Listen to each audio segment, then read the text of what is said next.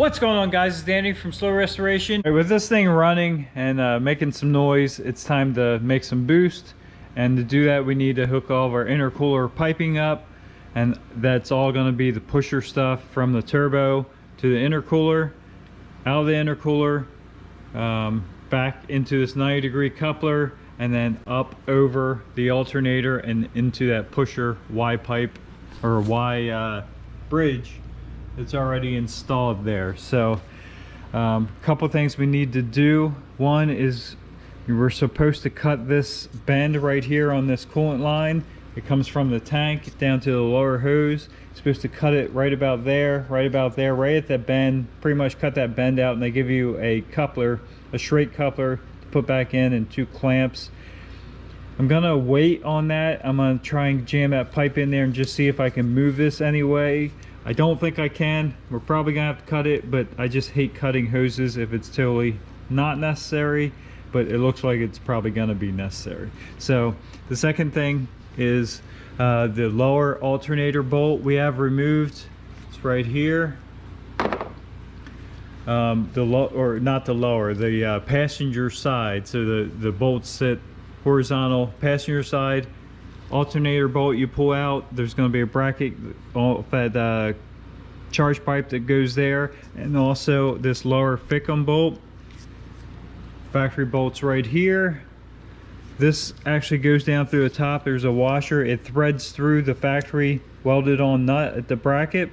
The pusher bracket's going to go under that, and then this will thread through, and then they give you a nut, actually it's this one, nut and washer to go on the bottom side to hold that bracket up tight against there.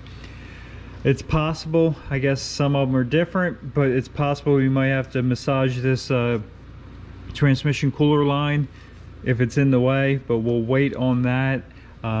So for right now, let's go ahead and get this 90-degree elbow up on the right there, the intercooler out nipple, and we'll try and get this lined up the best we can. Leave it loose, leave everything loose until we get everything on there, but pay attention to like the orientation of your clamps and stuff like that. You need to have access, obviously, to tighten all that stuff up. So we got that on and all bolted down.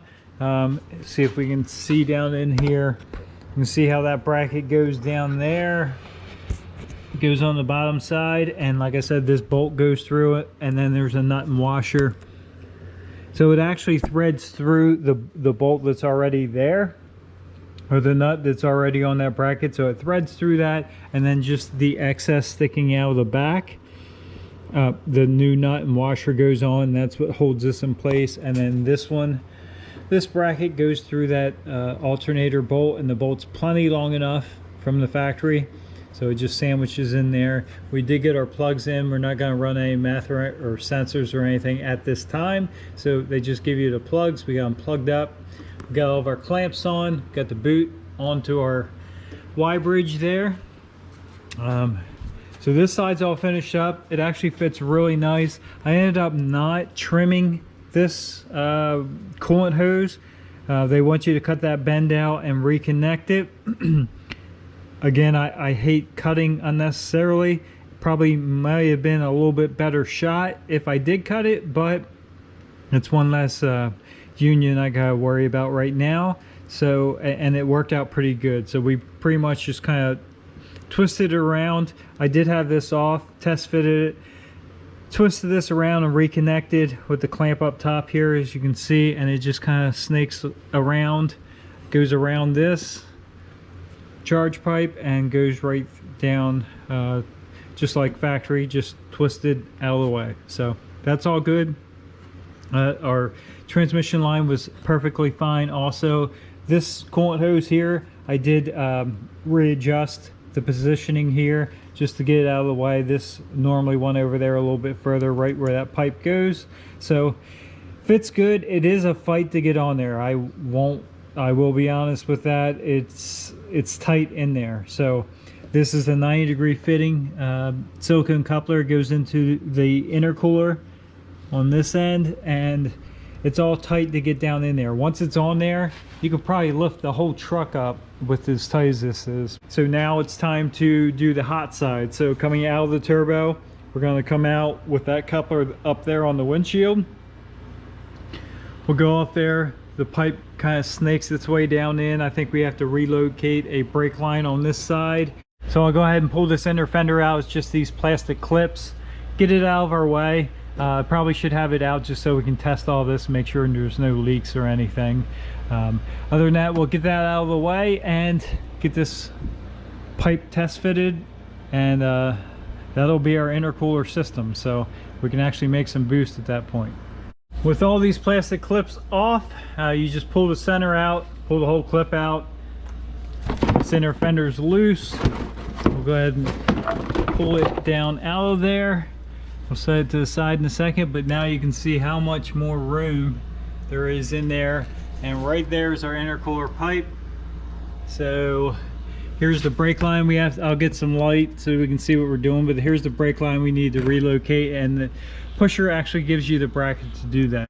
Now we have some light on the subject or situation here. So here's the new bracket we're going to use. Very, very self-explanatory. There's a bolt in the frame, or in that bracket that holds it to the frame. So you can see, take the bolt out, pulls right off. You're going to massage that line just enough to come down just about there, and this bracket will bolt on. Stock location, stock bolt right there where that bracket is, and then we'll move this to the outside here, right here. So I'll go ahead and install it, and then I'll show you how it looks done. Very, very easy, self-explanatory. Just like I said, moves that brake line out from the top of the frame and down just about an inch and a half. So that just gives it a little bit more room to come through here. First step we're going to do is actually slide the silicone coupler on the intercooler pipe. Get our light so you can see that. The inside clamp, or the clamp closest to the intercooler, faces up on the driver's side and faces up. I think you can see that there. Yep. And then the outer board, the one towards the charge pipe itself, still on the driver's side, but the thread's facing down, so you can easily get that to tighten it. So now we'll come up top here and go ahead and install this coupler on our turbo, and then we'll be ready for the charge pipe itself. I will say these T-bolts, it's a nice quality, and they already have them lubed with some lubrication on the threads, but they definitely don't give you any extra thread on that bolt. I back them off. I actually grab the clamp here like this and kind of compress it a little bit, and then back the nut completely off, and then thread it on like half a thread just to keep it on there. And that's the maximum that can come out without taking the nut off. And then trying to wiggle that charge pipe on there. Some of them you actually have to slide the T-clamp off of the coupler, get the pipe in there, and then slide the clamp back on. Either way, it's tight. It does work, and it's a nice quality for sure. It would be nice if that T-bolt was like ½ inch longer, and then it would be a lot easier to get these things on and off, but it works. We got that side on too. It was definitely a fight. I think a little bit more than normal. This Mishimoto intercooler is slightly larger than stock, which I think has the outlet or inlet of the intercooler slightly further out, and this pusher hot side pipe fits like a glove, but almost too good because of the bigger intercooler. It actually pushes. You can see this is a little bit crooked here. That's the best I could do it. I could get it to go. I fought that and fought that. So we're gonna have to call it at that. But if I was able to take this whole pipe and kind of come forward just a tiny bit, all that would line up perfectly. But it's on there. I think it'll seal up just fine. It's clearing everywhere. If we look through the inside here, you can see it snakes down through there. Nice. It's away from everything, so I think we're good. We're going to go ahead and put our turbo mouthpiece on, and we may go ahead and install the cold air kit. All right, so we jumped right into this, installing the S&B cold air kit, and I didn't really record because at first glance I didn't think it was going to fit with this pusher, and it's still very, very tight. Some parts of it actually just won't fit. Like right here is that filter minder, they call it. GM has this filter that tells you when it needs to be changed, and you can reset that. That goes right here. Obviously that is not going to go because of the pusher cold side piping. Fortunately, S&B does give you a plug for it if you didn't want to run it, so I have the plug in there. We have the box mounted, and I did leave the bottom of it out. They do include a silicone plug for that if you wanted to just suck in cold air from the stock location, which would be right here, and there's a bigger slot right up there. So we're gonna give it a shot with it out. It will suck some hot air in when you're sitting still. Going down the road, all of this should come right through from the front here and be sucked right in. All the heat, the radiator and stuff is to that side of it, so shouldn't really make that much difference. They recommend leaving it out for max performance, max airflow, so we're gonna give it a shot. Worst case, we have to pull that filter back off and just pop that plug in. It's a really nice kit. It's still going to be tight, so as you can see, I'm just touching, or just about to touch the pipe here, and we're still just coming up to that silicone coupler. I really need to go another inch or so, so I think I'm going to try and cheat that a little bit by pulling this in a little bit. This tube just goes through this grommet.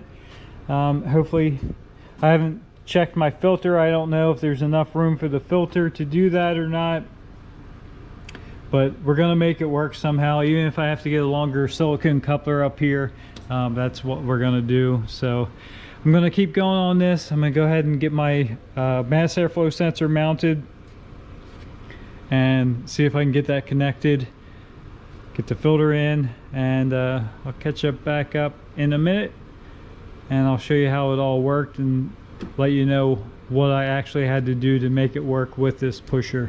All right, so that actually works really good. We have plenty of room. Again, it's just touching there, and it actually, that rubber plug for that sensor just touches this pipe, so that'll be a nice anti-rattle point.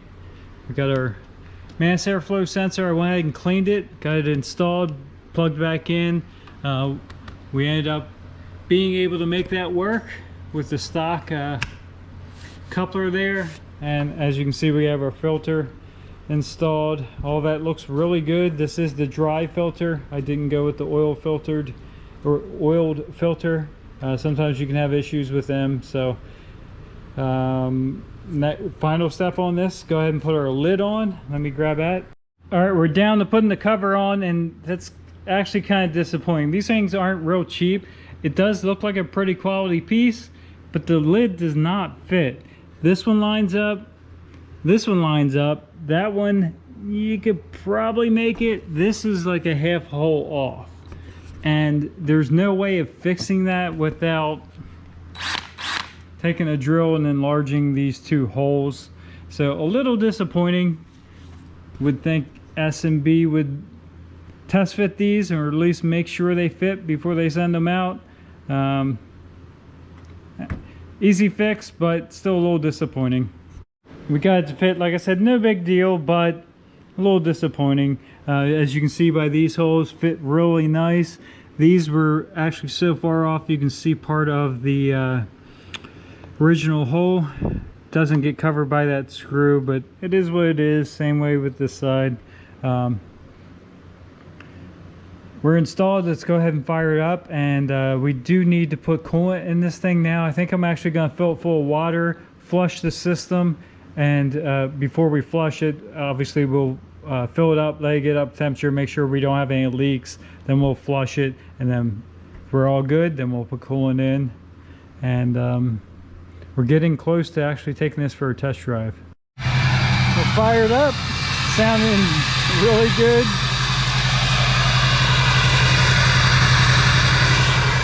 We got some coolant in it. We're gonna let it warm up here. Obviously still have the hood off, but everything so far is looking okay.